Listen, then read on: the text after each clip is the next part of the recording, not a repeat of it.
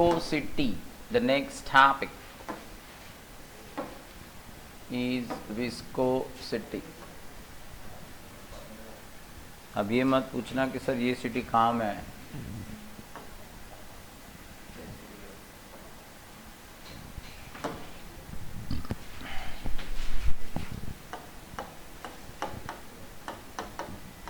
Viscosity,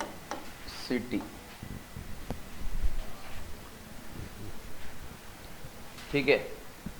तो viscosity वो property है जिसके कारण लिक्विड की वेलोसिटी ओपोज होती है. बराबर. जिस तरह से फ्रिक्शनल फोर्स जो है बराबर वो दो सॉलिड सरफेस की रिलेटिव मोशन के बराबर उसको ओपोज करती है, उसी तरह से सॉलिड के केस में जो फ्रिक्शनल फोर्स है लिक्विड के केस में वो विस्कोसिटी विस्कस फोर्स है. ठीक है. तो विस्कोसिटी का मैंने आपको आइडिया दिया बराबर. अगर सपोज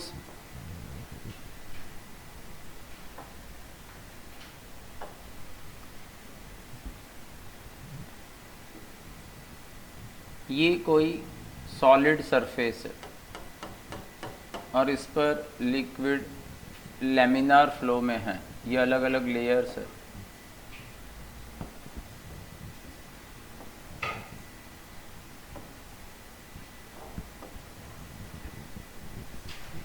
ठीक है. तो सबसे ज़्यादा वेलोसिटी ऊपर के लेयर की होगी. जैसे जैसे आप नीचे आओगे टूवर्ड सॉलिड सरफेस वेलोसिटी कम होती जा रही है, और जो लास्ट लेयर जो सॉलिड सरफेस के कांटेक्ट में होगा उसकी वेलोसिटी ज़ीरो होगी. तो you can see there is relative motion या relative velocity between two layers. तो इससे क्या होगा, जो लेयर की स्पीड ज़्यादा है उसकी मोशन को जो लेयर की स्पीड कम है वो रेजिस्ट कर. ये जो प्रॉपर्टी है जिस बराबर दैट इज़ विस्कोसिटी. और जो विस्कोसिटी प्रॉपर्टी है उसे कोएफिशिएंट ऑफ विस्कोसिटी बराबर से मेज़र किया जाता है बराबर. अब दो लेयर्स के बीच हमें जो रेजिस्टिव फोर्स मिलता है, this resistive force is directly proportional to contact area and it is directly proportional to delta v by delta x. Delta v by delta x is called velocity gradient. Okay, if I remove the proportionality sign, proportionality constant is eta.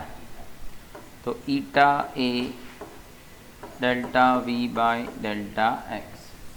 ये जो eta है, eta is called coefficient of viscosity बराबर. फिर कुछ information याद रखो. Eta gas is normally less than eta liquid, but when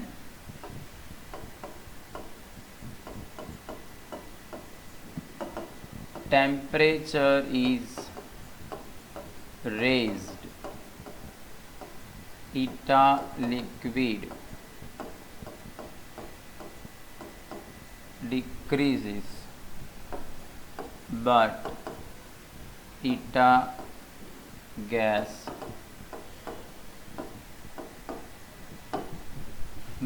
when temperature is raised eta liquid decreases but eta gas increases.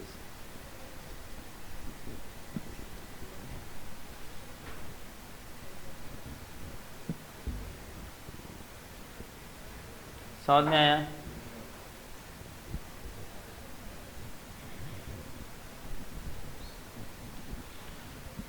तो ये ईटा यूनिट क्या होगा इसका,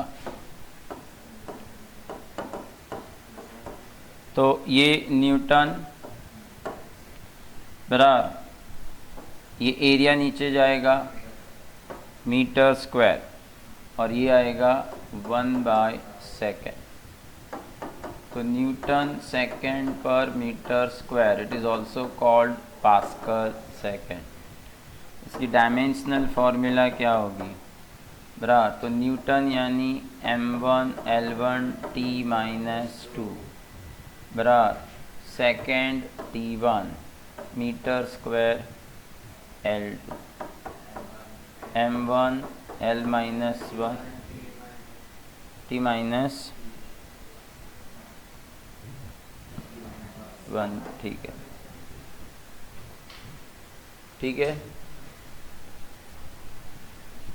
तो ये हमने डिस्कस किया विस्कोसिटी, यानी अगर विस्कस मीडियम में कोई मोशन होती है बराबर तो विस्कस फोर्स एराइज होगा और ये विस्कस फोर्स जो है वो मोशन का ओपोज करेगा। समझ में आया? फिर स्टोक्स लॉ,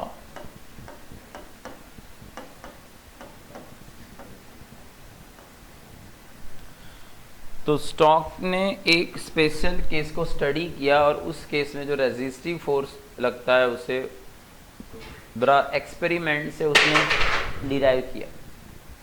तो अगर if small spherical rigid body moves in a very large viscous medium, तो उस पर जो विस्कस फोर्स लगेगा, समझो क्यों लगेगा, पहले ये समझो। ये कोई सॉलिड स्फेरिकल रिजिड बॉडी है, ये सपोज विस्कस मीडियम में डाउनवर्ड जा रही है, तो ये क्या करेगा, उसके डायरेक्ट कांटेक्ट में जो लेयर होगा वो उतनी ही वेलोसिटी से मोशन में होंगे। समझ में आया? वो उतनी ही वेलोसिटी से मोशन में होंगे बराबर।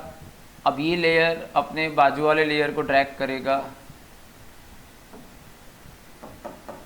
इस तरह से,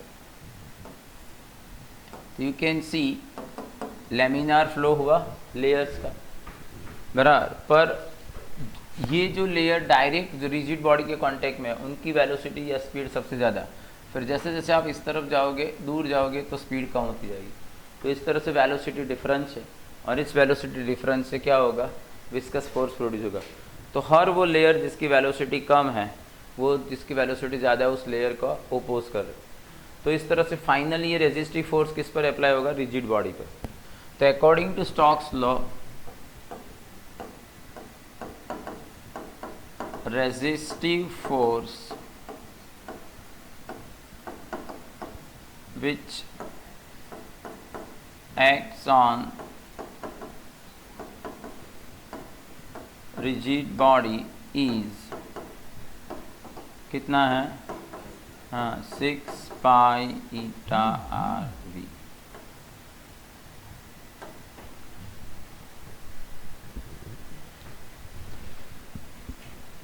तो resistive force is 6 pi eta are V. सबको समझ में आया?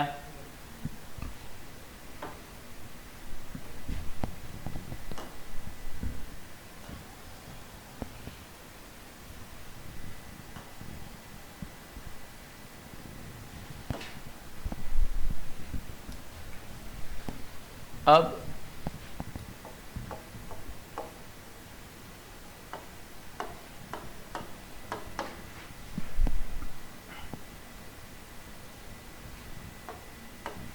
टर्मिनल वेलोसिटी, तो इसी केस को आगे ले जाते हैं बराबर। तो अभी हमने जो देखा कि रिजिड बॉडी जो है वो इस विस्कस मीडियम में मोशन में है बराबर। तो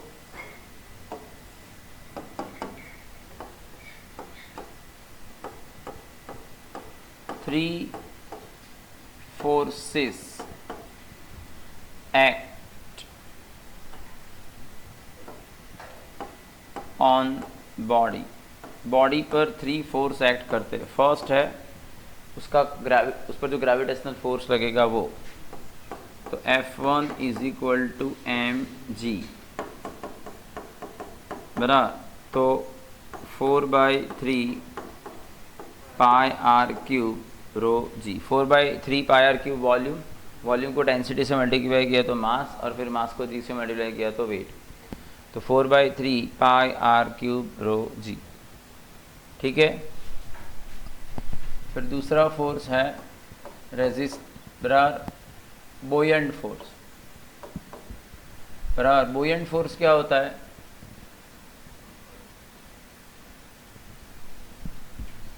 कल मैंने बात की थी ना, it is weight of displace liquid. तो अगर लिक्विड का मास m लो तो वॉल्यूम तो वही रहेगा 4/3 पाई आर क्यूब। अब इसे लिक्विड की डेंसिटी से मल्टीप्लाई करना है। तो सपोज लिक्विड की डेंसिटी को मैंने रो नॉट लिया, बराबर। और थर्ड जो फोर्स लगेगा वो होगा resistive force 6 pi eta are v. अब ये जो फोर्स है, आपको पता है gravitational force always downward, buoyant force always upward, और ये जो रेजिस्टिव फोर्स है it is always in opposite direction of motion.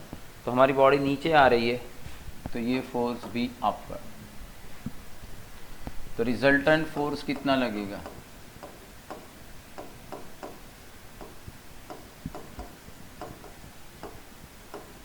Resultant force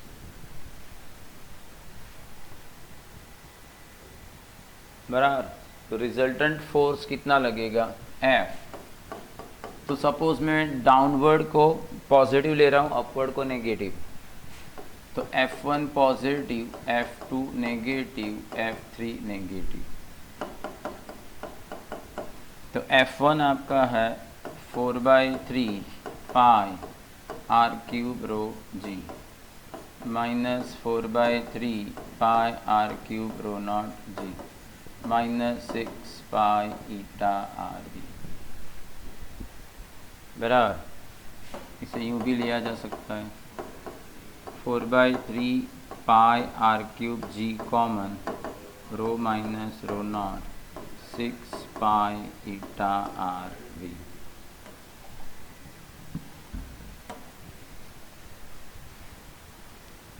ठीक है, 6 पाई ईटा आर वी। अब इनिशियल एक्सेलरेशन अगर चाहिए, इनिशियल एक्सेलरेशन,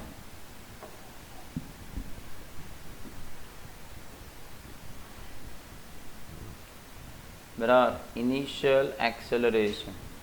तो इनिशियल एक्सेलरेशन क्या होगा? तो इनिशियली आपको पता है ये फ्री फॉलिंग है, तो इनिशियली v0 है तो ये ज़ीरो हो जाएगा। तो इनिशियली आपका रिजल्टेंट फोर्स हुआ 4/3 pi are cube g rho minus rho naught. पर फोर्स को आप मास इनटू एक्सेलरेशन ले सकते हो, और बॉडी का मास कितना है? बराबर, तो it is mass into acceleration. Mass है 4/3 पाई आर क्यूब रो, और ये इनिशियल एक्सेलरेशन सपोज, तो 4/3 pi are cube 4/3 pi are cube. तो आपका इनिशियल एक्सेलरेशन हुआ rho minus rho naught by rho into g. बराबर, फिर टर्मिनल वेलोसिटी डिस्कस करनी है।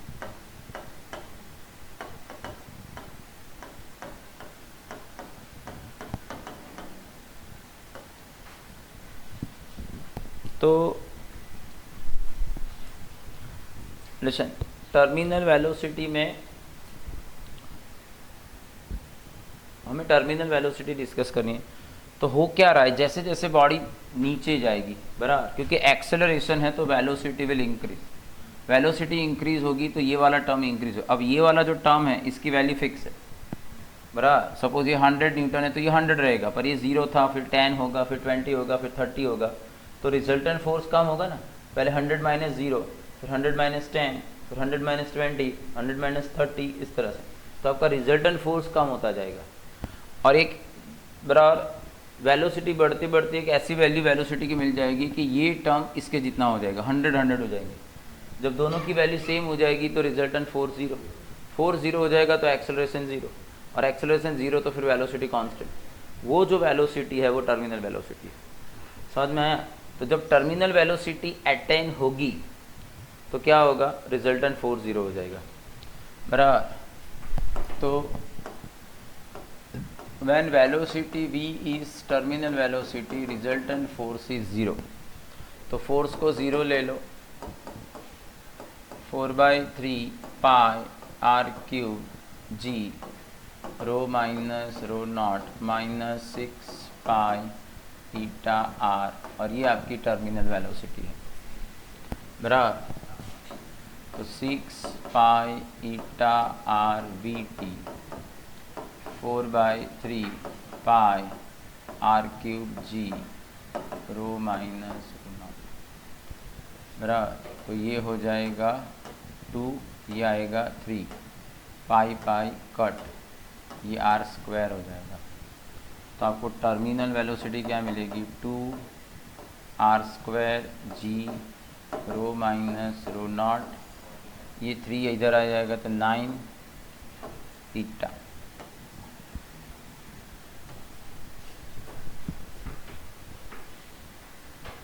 बराबर। तो यहाँ पर आपको नोट ये करना है, terminal velocity is directly proportional to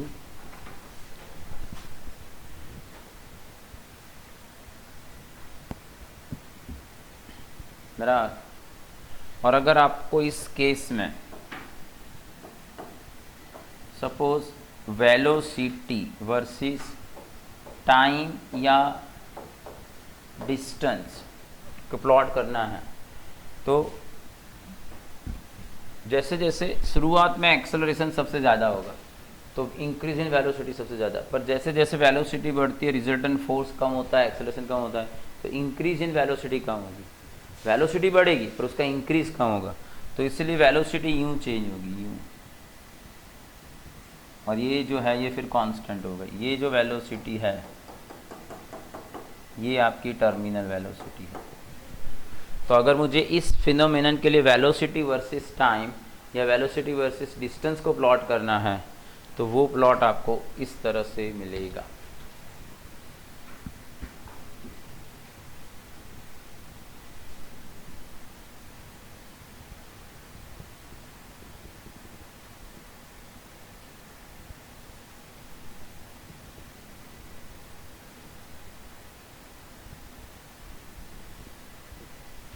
ठीक है,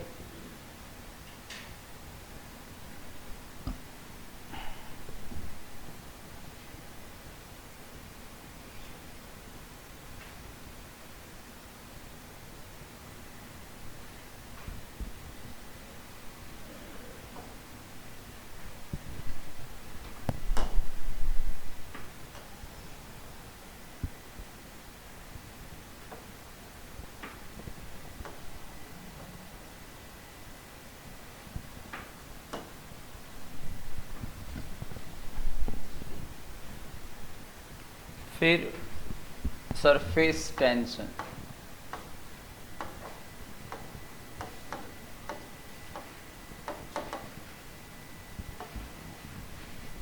तो सरफेस टेंशन वो प्रॉपर्टी है, लिसन, जिसमें जो सरफेस का जो लेयर, किसी भी लिक्विड का जो लेयर है, फ्री सरफेस जो है, बराबर, it behaves like a stretch membrane and so it tries to decrease area, it's try to, बराबर, there is a tension in all direction, बराबर, so it behaves like a stretch membrane, और वो अपनी बराबर अपना एरिया कम करने का try करती है। तो ये जो बिहेवियर है इसे सरफेस टेंशन से बराबर रिप्रेजेंट किया जाता है, डिफाइन किया जाता है। सरफेस टेंशन के लिए रिस्पॉन्सिबल कौन है? तो there are 2 types of forces, cohesive forces and adhesive forces. Cohesive forces is the force of attraction between two molecules of the same material, and adhesive force is the force of attraction between two molecules of different material. Normally adhesive force is more stronger than cohesive force normally, बराबर। इसीलिए जब आप किसी solid surface को liquid में डालोगे तो solid surface wait हो जाती है। अगर सॉलिड सरफेस वेट हो रही है तो इसका मतलब है एडेसिव फोर्स स्ट्रॉन्गर है, और अगर सॉलिड सरफेस वेट नहीं हो रही है तो कोहेसिव फोर्स स्ट्रॉन्गर है। नॉर्मली वाटर में अगर किसी भी सॉलिड को डालोगे तो सरफेस वेट हो जाती है, पर अगर मर्क्यूरी में आप डालोगे तो सरफेस वेट नहीं होती। इसका मतलब ये हुआ कि मर्क्यूरी के केस में कोहेसिव फोर्स जो है वो एडेसिव फोर्स से ज़्यादा स्ट्रॉन्गर है। समझ में आया कि नहीं आया? तो ये है सरफेस टेंशन इसके कारण होता है। समझ में आया? अब सरफेस टेंशन, ये सपोज लिक्विड की फ्री सरफेस है, तो इसमें क्या होगा, हर मॉलिक्यूल दूसरे मॉलिक्यूल को, उनके बीच डिस्टेंस ज़्यादा होता है, इसलिए सरफेस जो स्ट्रेच फील हो रही है तो वो अपने आप को अपना एरिया कम करने का ट्राई करती है, इसलिए हर मॉलिक्यूल दूसरे मॉलिक्यूल को पैरेलल टू सरफेस अट्रैक्ट कर रहा है, बराबर। तो हर मॉलिक्यूल को सामने वाला मॉलिक्यूल अट्रैक्ट कर रहा है, तो उनके बीच ये जो अट्रैक्शन फोर्स है, इससे सरफेस टेंशन को डिफाइन किया जा सकता है। तो अगर मैं एक सपोज इमेजिनरी लाइन ले रहा हूँ जिसकी लेंथ एल है, तो सरफेस टेंशन क्या होगा, बराबर इस लाइन को बराबर परपेंडिकुलर और सरफेस को पैरेलल जो फोर्स लगेगा, तो फोर्स पर यूनिट लेंथ बराबर सरफेस टेंशन। यानी अगर सरफेस टेंशन को लेंथ से मल्टीप्लाई किया जाए तो क्या मिलेगा, फोर्स। समझ में आया? कभी कभी इस तरीके का क्वेश्चन पूछा जाता है, समझो ये कोई लिक्विड सरफेस है, जब आप इस लिक्विड सरफेस में इस तरीके की दो प्लेट लगाते हो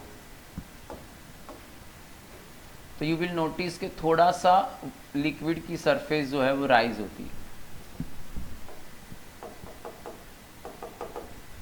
समझ में आया? तो थोड़ा सा जो लिक्विड है वो ऊपर की ओर राइज हुआ, बराबर। तो अब सपोज कितना राइज हुआ, तो ये मैं H लेता हूँ, ये मैं D लेता हूँ, और ये मैं L लेता हूँ, तो ये जो क्यूबॉइड जैसा बना, बराबर, उसका वॉल्यूम कितना होगा, LDH, बराबर। ये H, ये D और ये L, तो जो क्यूबॉइड शेप बना उस क्यूबॉइड शेप का वॉल्यूम कितना होगा, LDH। तो इतना ऊपर की ओर खींचा। अब कोई भी चीज़ ऊपर की ओर आती है तो उसके वेट को कोई ना कोई तो कंपेंसेट कर रहा है ना, तो इसका वेट क्या होगा, LDH रो G। समझ में आया? इतना इसका वॉल्यूम होगा। अरे वेट, इसे ये वेट, ये mg को कौन बैलेंस कर रहा है, सरफेस टेंशन का फोर्स।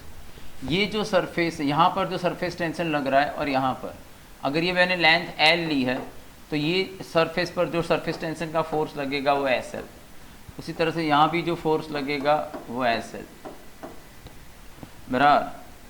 तो LDH रो G 2SL LL कट। तो जनरली आप सब नॉर्मली ये पूछते हैं कि कितना ऊपर जाएगा, तो अगर H मुझे फाइंड करना है, D रो G।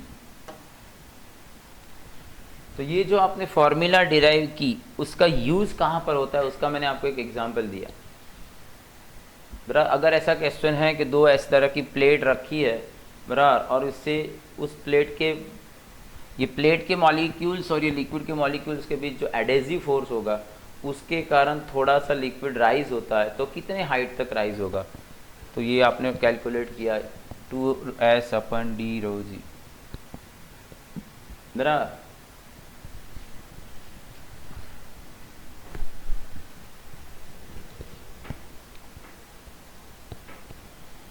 तो ये जो फोर्स सरफेस के मॉलिक्यूल्स पर लग रहा है उसके कारण उसके साथ एनर्जी एसोसिएटेड है, पोटेंशियल एनर्जी। तो आप सरफेस टेंशन को उस पोटेंशियल एनर्जी के फॉर्म में भी रिप्रेजेंट कर सकते हो।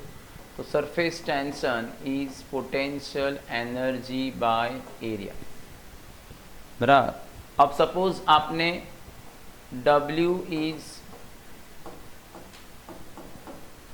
Work done to increase area of free surface by delta A. तो आपने डेल्टा ए जितना एरिया इंक्रीज करने के लिए डब्ल्यू जितना वर्क किया, तो आपका जो वर्क है वो एनर्जी के फॉर्म में स्टोर होगा। तो अब ऊपर की फॉर्मूला में ई हो जाएगा डब्ल्यू और ए हो जाएगा डेल्टा ए। तो W is equal to delta A into S. अगर फ्री सरफेस का एरिया डेल्टा ए जितना इंक्रीज हो रहा है तो डब्ल्यू जितना वर्क डन करना पड़ेगा, यानी उसको एनर्जी देनी पड़ेगी। और किसी कारण से डेल्टा ए जितना एरिया डिस्ट्रॉय हो रहा है तो डेल्टा ए इंटू एस जितनी एनर्जी लिबरेट होगी हीट के फॉर्म में, बराबर। कोई भी केस अगर उस कोई फिनोमेनन आपको दी है और उस फिनोमेनन में फ्री सरफेस का एरिया बढ़ रहा है, बराबर, तो इसका मतलब ये है कि एनर्जी कहीं ना कहीं से देनी पड़ी है। तो एनर्जी इज एब्जॉर्ब्ड, तो कितनी एनर्जी एब्जॉर्ब होगी डेल्टा ए एस। और किसी और गिवन फिनोमेनन में सपोज किसी कारण से फ्री सरफेस एरिया कम हुआ है, फ्री सरफेस एरिया डिस्ट्रॉय हुआ, तो अगर डेल्टा ए जितना फ्री सरफेस एरिया डिस्ट्रॉय होगा, डेल्टा ए जितना अगर फ्री सरफेस एरिया डिस्ट्रॉय होगा तो उसके करस्पॉन्डिंग जो वर्क डन होगा, बराबर, या जो एनर्जी लिबरेट होगी वो डेल्टा ए इंटू एस।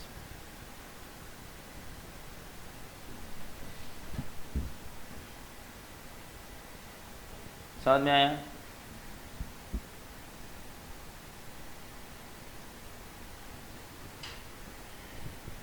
फिर यही जो सरफेस टेंशन है उसी प्रॉपर्टी के कारण small droplets of liquid are spherical in nature. समझ में आया? क्योंकि due to the property of the surface tension the free surface of the liquid tries to have minimum area, and for given volume it is the spherical shape which has minimum area. That is why small droplets of liquid are spherical in shape. ठीक है?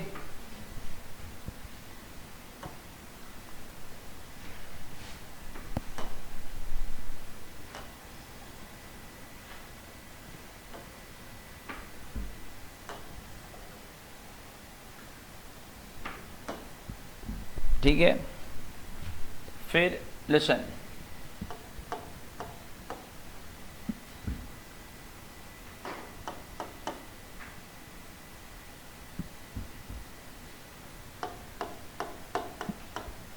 P I minus P O 2s by R और 4s bye are.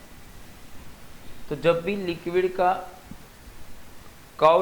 की surface curved होगी तो due to the property of surface tension जो concave side होगी वहाँ पर प्रेशर कॉन्वेक्स साइड के प्रेशर से ज़्यादा होगा, और वो डिफरेंस होता है 2s बाय आर या 4s बाय आर, बराबर। Pressure difference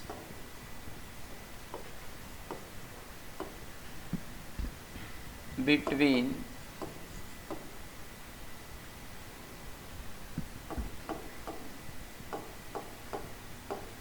pressure at concave surface and pressure at convex surface is Pi minus Po 2s by r, अगर बराबर, हाँ, वन फ्री सरफेस का मतलब क्या हुआ, जो आपका बबल है, बराबर, वो अगर लिक्विड में है तो अंदर एयर होगी, बाहर सारा लिक्विड, तो एक ही फ्री सरफेस होगा, बराबर। and it is equal to 4s by r, बराबर 2 फ्री सरफेसेस। अब 2 फ्री सरफेसेस कब हो गई, जब ये बबल एयर में होगा। अगर बबल एयर में है तो अंदर एयर, तो ये भी फ्री सरफेस, बाहर एयर तो ये भी फ्री सरफेस, बराबर। तो अगर बबल एयर में है तो 4s/r, और बराबर लिक्विड में है तो 2s/r। और ये ऐसा नहीं कि ये फार्मूला सिर्फ प्रेशर के लिए, अरे यानी बबल के लिए है। It is for curved surface of liquid. इसमें पी आई का मतलब इनर ऐसा नहीं, पी आई का मतलब लेना है pressure at concave side, and P O यानी प्रेशर एट कॉन्वेक्स साइड, समझ में। और pressure at concave side is always greater than pressure at convex side, बराबर।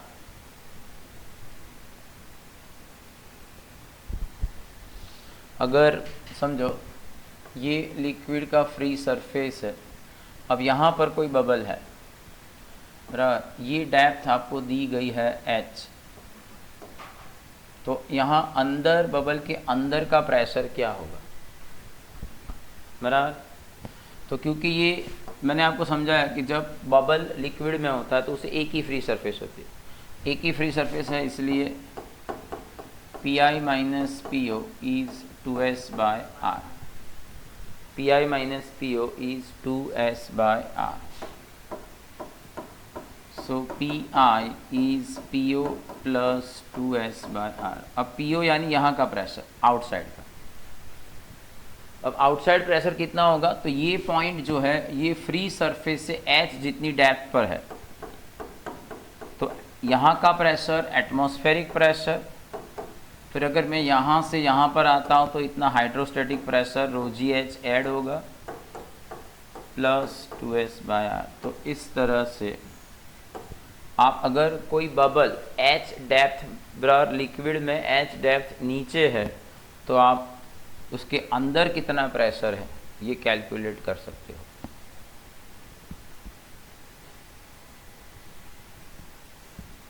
समझ में आया?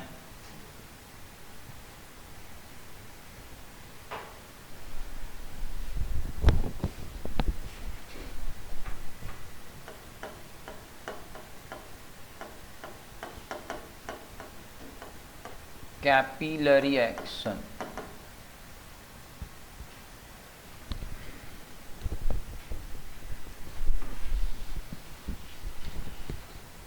तो कैपिलरी एक्शन में क्या होता है कि अगर कोई स्मॉल बोर वाली कोई ट्यूब अगर आप लिक्विड में इमर्स करते हो तो आपको पता है उसका जो सरफेस होगा, बराबर, इट इज़ कॉल्ड मेनिस्कस।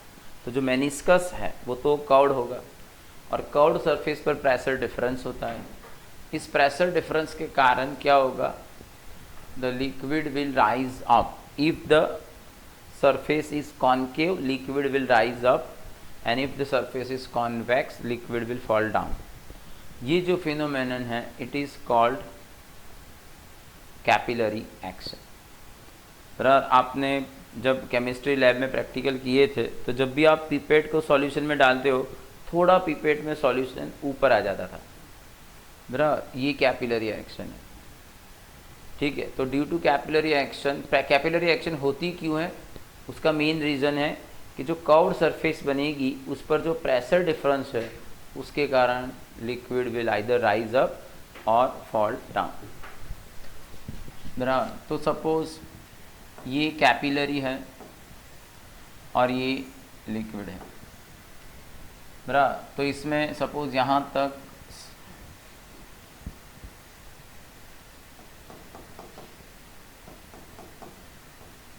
तो ये जो कर्व्ड सरफेस है उसकी रेडियस कैपिटल R है, और ये कैपिलरी का सेंटर बनेगा तो उसकी रेडियस स्मॉल r। ये जो एंगल है it is called angle of contact, बराबर। एंगल ऑफ कांटेक्ट क्या होता है, जिस पॉइंट पर solid liquid surface, curved surface solid को टच करती है, उस पॉइंट पर कर्व्ड सरफेस को आप टेंजेंट बनाओ, उस टेंजेंट ने सॉलिड सरफेस के साथ जो एंगल फॉर्म किया वो एंगल ऑफ कांटेक्ट है। समझ में आया? तो इसके फॉर्म में मैं डायरेक्ट फार्मूला सरफेस टेंशन की लिखता हूँ, RH ρg/2cos थीटा। ये सरफेस टेंशन की फार्मूला है। मेरा अगर सपोज मैंने सेम लिक्विड में दो अलग अलग कैपिलरी प्लेस की है, तो लिक्विड सेम है तो surface tension same, density same, theta same, तो उस केस में क्योंकि दोनों कैपिलरी की रेडियस अलग अलग है इसीलिए मुझे हाइट अलग अलग मिलेगी, तो R इंटू एच कॉन्स्टेंट, तो इसका मतलब ये हुआ H is equal to 1/r। समझ में आया? H is equal to 1/r, यानी जिस कैपिलरी की रेडियस कम होगी उसमें लिक्विड ज़्यादा बराबर, उसकी जो हाइट मिलेगी वो ज़्यादा मिलेगी। ठीक है, तो ये कैपिलरी एक्शन, और इसके साथ ये चैप्टर खत्म। कोई डाउट है?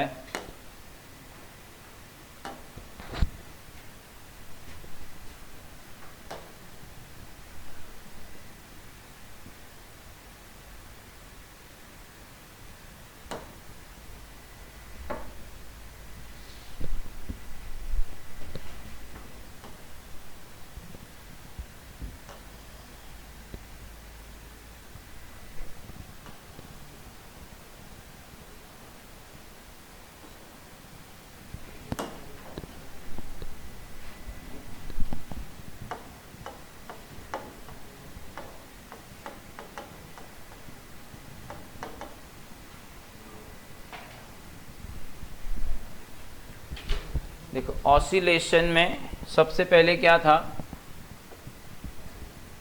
Periodic motion. पीरियोडिक मोशन, तो पीरियोडिक मोशन हैज 3 कैरेक्टरिस्टिक्स। एक, this motion is about fix point, बराबर, तो motion is about fixed point. फिर सेकेंड, पाथ इज सर्टेन, जो मोशन है it is on a certain path. And third, motion is repeated at regular interval of time.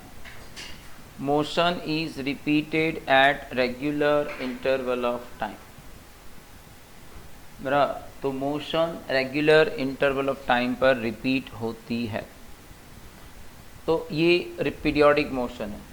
Periodic motion का फिर एक form होता है, एक स्पेशल केस है ऑसिलेटरी मोशन।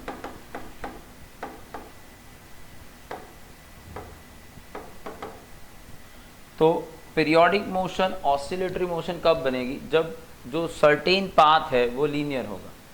तो मैं उसे सिंपली डिफाइन करूँ तो periodic motion on straight path is oscillatory motion. Periodic motion on a straight path is oscillatory motion. समझ में आया? तो पाथ अगर स्ट्रेट है, बरा इसमें पीरियोडिक मोशन कंसीडर करूँ तो कोई भी यूनिफॉर्म सर्कुलर मोशन पीरियोडिक है। यूनिफॉर्म सर्कुलर मोशन पीरियोडिक है because it is about fix point, fix path, mirror, and because uniform है तो स्पीड कांस्टेंट है, तो at regular inter of time motion is repeated, बराबर। पर वो ऑसिलेटरी मोशन नहीं है क्योंकि उसमें पाथ स्ट्रेट नहीं है। समझ में आया? और ऑसिलेटरी मोशन का एक स्पेशल केस है सिंपल हार्मोनिक मोशन। तो कोई oscillatory motion, simple harmonic motion कब होती है? When oscillatory motion occurs under the influence of the force which is directly proportional to displacement and always directed towards mean position. Force displacement के direct proportion में होना चाहिए and it should be directed towards mean position always. बराबर? तो oscillatory motion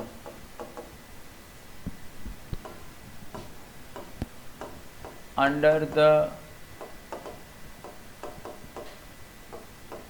influence of oscillatory motion under the influence of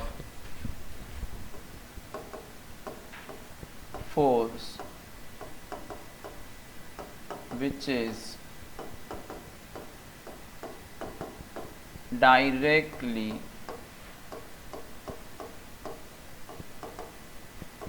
proportional to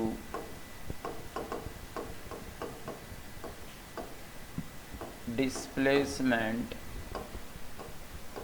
and oscillatory motion under the influence of force which is directly proportional to displacement and directed towards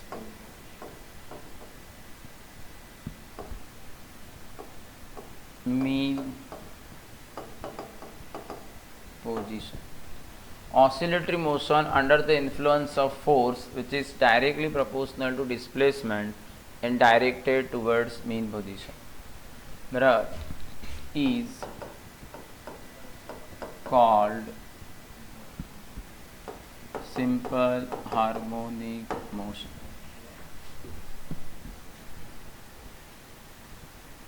समझ में आया?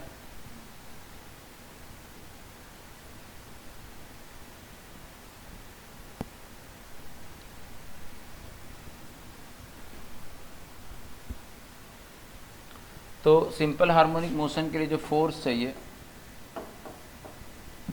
Suppose ये वो path है,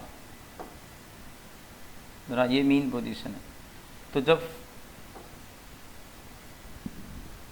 particle या simple harmonic oscillator इस तरफ है तो फोर्स इस तरफ लगना चाहिए, और वो जब वो इस तरफ होगा तो फोर्स इस तरफ लगेगा। तो आप देख सकते हो ये मीन पोजीशन है, सपोज मैं x इज इक्वल टू 0 लूँ, तो इस तरफ यानी डिस्प्ले x पॉजिटिव, तो जब x पॉजिटिव है तो फोर्स की डायरेक्शन देखो नेगेटिव है, और जब इस तरफ है तो x नेगेटिव है तो फोर्स की डायरेक्शन पॉजिटिव, यानी x पॉजिटिव होगा तो f नेगेटिव और x नेगेटिव होगा तो f पॉजिटिव। तो बराबर इससे माइनस ये पुट करने से बराबर ये कंक्लूड हो जाता है, और डिस्प्लेसमेंट की पावर 1 है, यानी F is equal to minus kx is the force which is responsible for simple harmonic motion. This force is called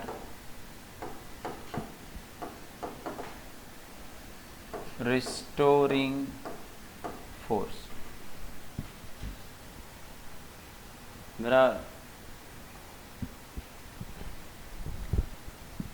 अगर सिंपल हार्मोनिक मोशन बराबर को अगर यहाँ डिस्प्लेसमेंट जो है ये क्या होता है, displacement is distance at given instant of time, distance of simple harmonic oscillator from mean position। बराबर, तो यहाँ पर ये नहीं देखना है कि वो कहाँ से आया है, किसी भी इंस्टेंट पर वो जहाँ पर भी है वो पॉइंट मीन पोजीशन से कितना डिस्टेंस पर, वो आपका क्या बनेगा, डिस्प्लेसमेंट।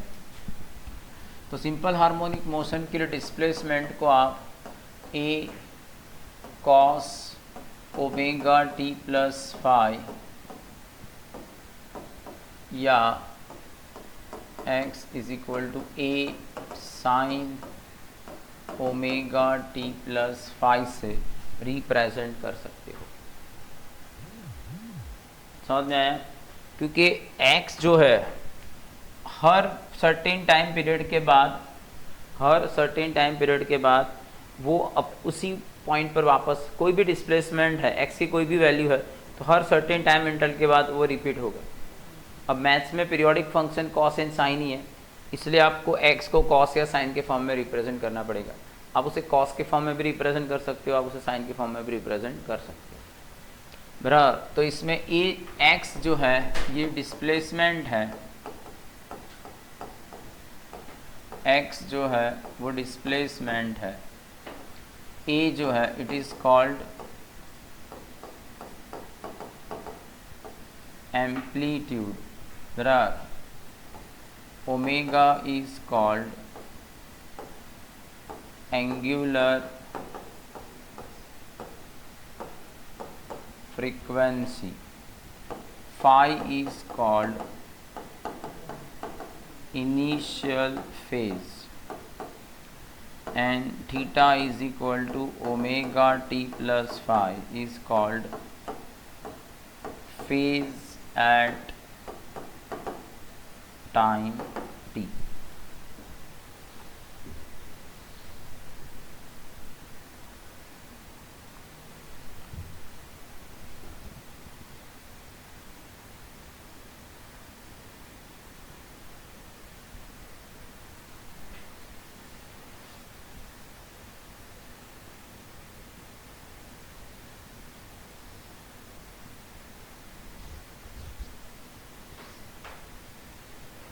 ठीक है,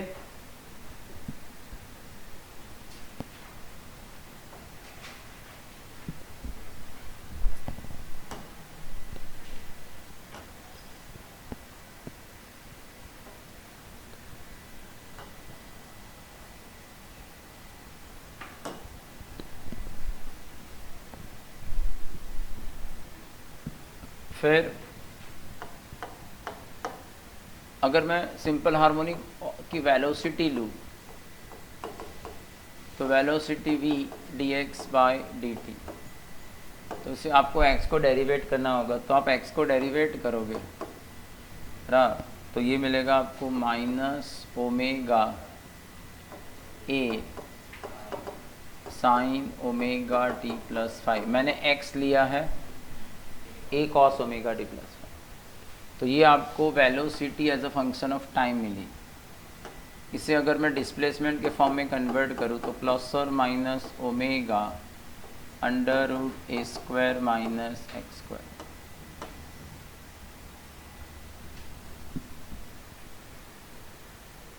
बराबर।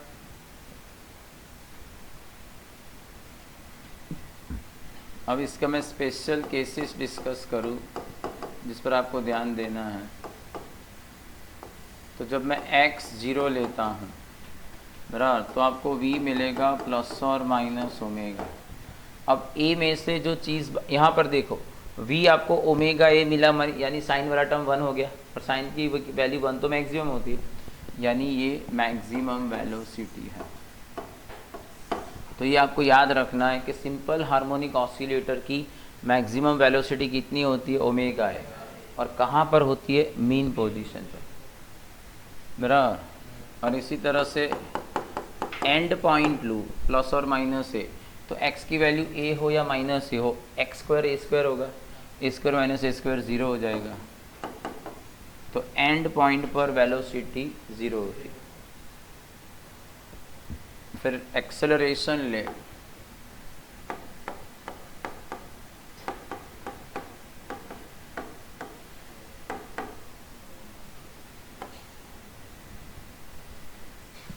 मेरा अगर मैं एक्सेलरेशन लूँ तो एक्सेलरेशन में इसको आपको फिर से डेरिवेट करना होगा, a dv बाय dt, तो a को फिर से डेरिवेट करोगे तो आपको मिल जाएगा minus omega square a cos omega t plus 5, तो ये मिला आपको acceleration as a function of time, बराबर। अब इसमें ये जो है a cos omega T plus 5, ये तो डिस्प्लेसमेंट है, तो इसे आप यूँ भी लिख सकते हो, a is equal to minus omega square X. समझ में आया? अब अगर मैं इन्हें प्लॉट करूँ, x वर्सेस t को प्लॉट करता हूँ, इसमें मैं x ले लेता हूँ a कॉस ओमेगा t, मैंने 5 को 0 लिया है, तो ये प्लॉट आपको यूँ मिलेगा। समझ में आया? ये x is equal to a और ये माइनस है, ये 0, ये t/4, ये t/2, 3t/4 एंड t। फिर अगर मैं वेलोसिटी वर्सेस टाइम लूँ तो v होगा minus omega a sine omega t। 5 मैंने 0 लिया, तो आप देख सकते हो ये माइनस साइन ग्राफ है। तो इसे आप प्लॉट करोगे बराबर, तो ये माइनस साइन ग्राफ है, तो ये यूँ मिलेगा।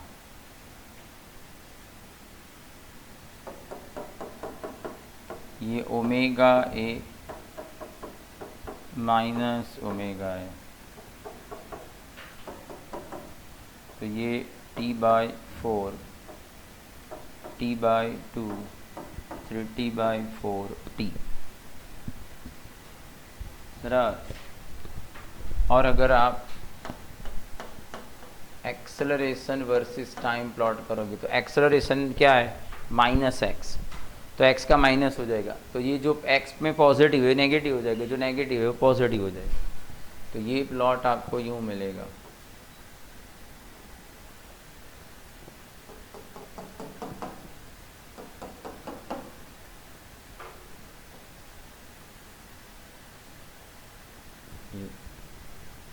बराबर, ये omega square a minus omega square a।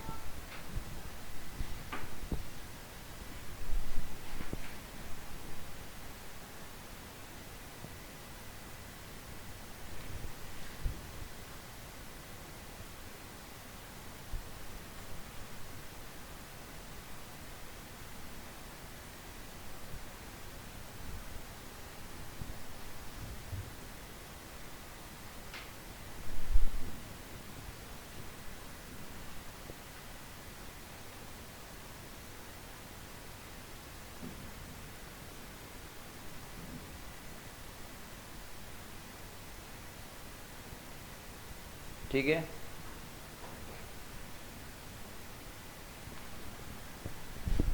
फिर मैं टाइम पीरियड्स ले लूँ, सिंपल ये। तो आपको लिसन, f क्या होता है? ma, और a क्या मिला? Minus m omega square x। a की वैल्यू है माइनस ओमेगा स्क्वायर। पर आपको पता है सिंपल हार्मोनिक मोशन के लिए जो फोर्स रिस्पॉन्सिबल है वो तो कैसा होता है? Minus K X is equal to minus M omega square X. तो इसका मतलब है k is equal to M omega square. तो ओमेगा क्या होगा? Under root k/m। तो इससे अगर आप टाइम पीरियड की फार्मूला बनाओगे तो it is 2 under root m/k। और अगर फ्रीक्वेंसी की बनाओगे तो 1/2 अंडर रूट k/m। ठीक है।